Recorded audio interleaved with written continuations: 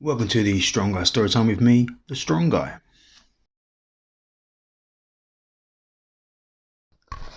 Hey guys, this is a different edition of Strong Guy Storytime coming at you from my bedroom because I'm currently in isolation because of COVID. Sorry it's been a while since I've done any of these. Been trying to work out what I'm going to do, but I've decided I'm going to read stories from the Essex Folk Tales, since I'm from Essex. And apparently people have missed me, so let's get on with it. The Coccodils story. Once there was a king who was given an egg as a farewell present by the man he had fought for so long. How strange, you say? Yet it is true. The great leader Saladin gave it to Richard the Lionheart when he left the Holy Land. The two may have been on opposite sides in the crusade, but Saladin had a respect for the brave Englishman. This will keep you safe, he said as he handed the English king the egg. Really? Richard the Lionheart gazed down at the egg. It was a puzzle. There was nothing for it but to keep the egg as safe as he could in his saddlebags. Anything which would keep him safe was to be treasured. His general was going to take him through Germany, which he knew well enough was a place hostile to him. He had already disguised himself as a pilgrim to protect himself from possible robbers. It was not, however, to prove an effective disguise. Very quickly he found himself kidnapped by no less a person than Leopold, Duke of Austria. In Richard's prison cell, the egg hatched into what at first looked like a tadpole, and then a baby dragon. It kept the king amused while ransom arrangements were being made. The king made cooing noises at it until he realised it was growing alarmingly bigger and bigger. By the time he reached England, it was enormous. The king felt it safer to put the animal in a menagerie at the Tower of London. The menagerie keeper knew immediately what it was, and he called it a crocodile. In that funny medieval way of his, it would be called a crocodile now. Majesty, the keeper said, this crocodile is a fearsome creature.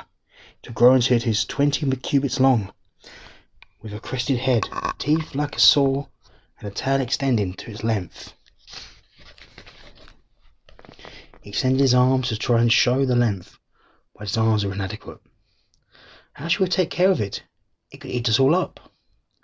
Build it a strong cage, and keep it well fed, and locked up in chains. The keeper did what he was asked of him, but by the end of a year it had grown so big that it lashed its tail against the bars with such force that the bars broke. With a mighty crashing, it was free of its chains at last. Down into the Thames it slid, joyfully, and then up it went, splashing through rivers and sliding through muddy marshes. All night it swam through Essex, always travelling at night. Only signs it left behind were the mangled corpses of young men and women foolish enough to be out after midnight. Swimming, crawling, and ravaging its way, it came to a village called Withermanford on the South Stour. Total panic broke out at the very sight of those long jaws, opening and closing, revealing spiked teeth from which nothing could escape. The lord of the manor sent out his archers to kill the crocodile, but arrows bounced off his back as if it had been made of iron or hard rock, and the arrows that fell onto the spine made a tinkling sound, just as if it had fallen on a bronze plate. The animal's hide was totally impenetrable. Then, worst of all, came the rumour that the crocodile was demanding the flesh of virgins for its food. Even in the best regulated community, there is only a limited supply of virgins. The entire community wrung their hands in distress at the very thought of losing their sweetest maidens. "Send for Sir George!" they shouted. The only George known to the worthy villagers was a local lord of the manor called Sir George, from Layer-de-Hay, son of Eustace, Earl of Boulogne. He was a brave fellow, came swiftly enough through the forest to the ford where the creature waited. The sight of the crocodile glaring at him made him nervous, yet the people were shouting encouragement at him. He could not let them down, especially those lovely girls with their hands over their mouths, suppressing their screams.